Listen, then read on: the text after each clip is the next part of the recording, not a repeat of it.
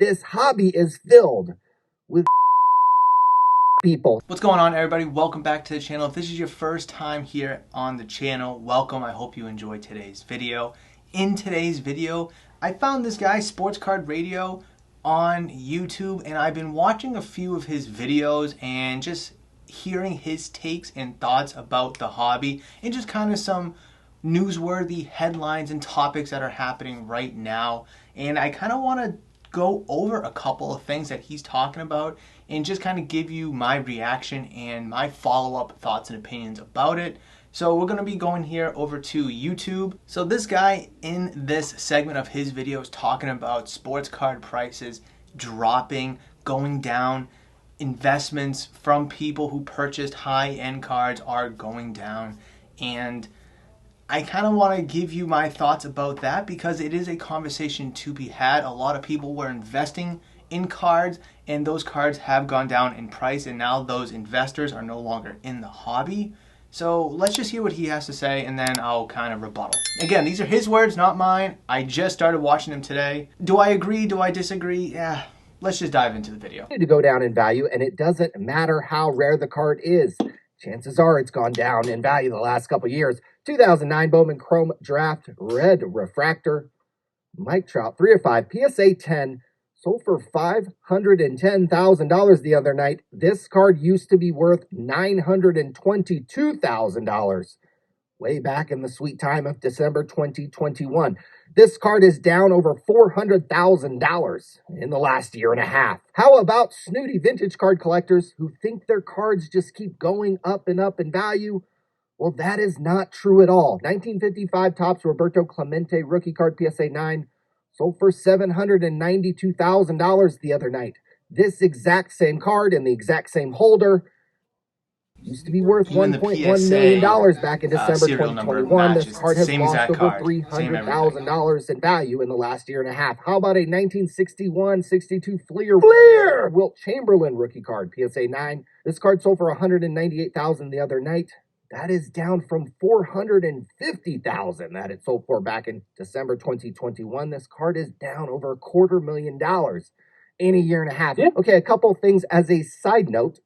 It wouldn't shock me if either or both of the Wilt Chamberlain or Roberto Clemente cards were trimmed or altered. So keep that in mind. Your vintage card little buddies won't tell you that. No. Second thing, it's sad. I love his that little there was cut quite transitions. literally nobody trying to talk this hobby out of spending $500,000 on sports cards over a year and a half ago. You'll remember that just a year and a half ago, Jeff Wilson was a genius. Bo Bichette, Josh Luber, remember him, was a hobby legend, and you had Gary V's podcast on 24/7 as you stood outside Target and Walmart's trying to buy blaster boxes. So we are still in a weird time in this hobby. Many content creators and even the companies themselves have had to hard pivot from selling you on cards being an investment to now trying to tell you how to build a collection.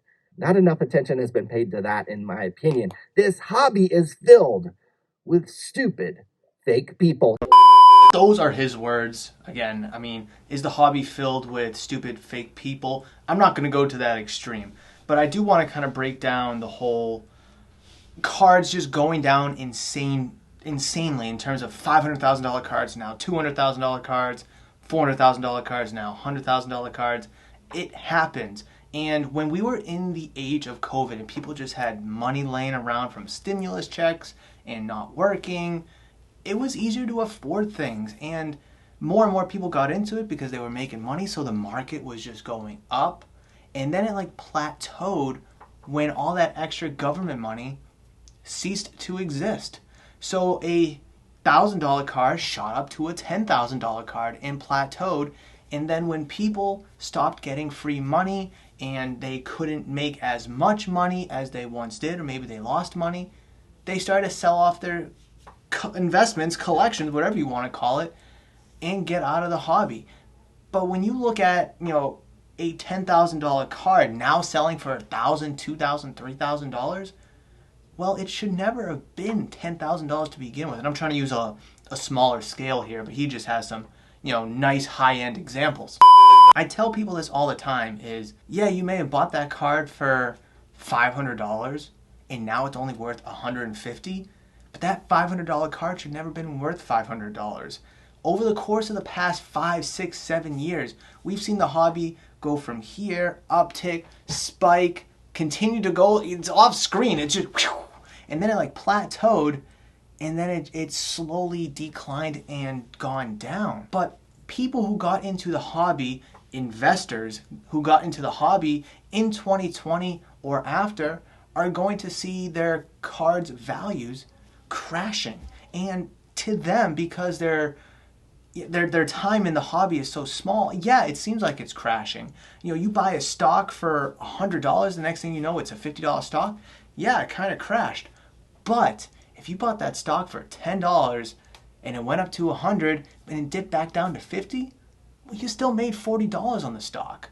So again, if you've been in this hobby since 2017, 18, 19, around then before, you'll notice that the hobby today is correcting itself compared to its COVID years. And a lot of people don't really comprehend that because they bought cards at its peak as quote unquote investments.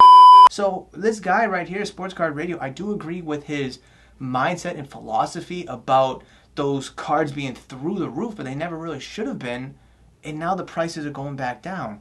It's not crashing, it's just correcting. But then again, that's only going to be one's point of view depending on when they got into the hobby. There are a lot of people who did get into the hobby in 2020, 21, even 2022 because they saw that sports cards were such a good investment. And I really try to tell people this all the time here at the shop.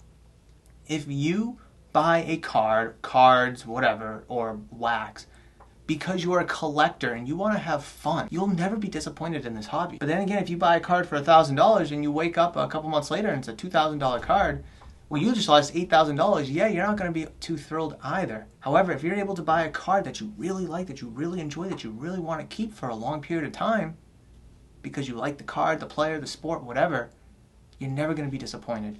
And I really try to tell people, have a collector's first mentality. If you can make some money along the way, that is great.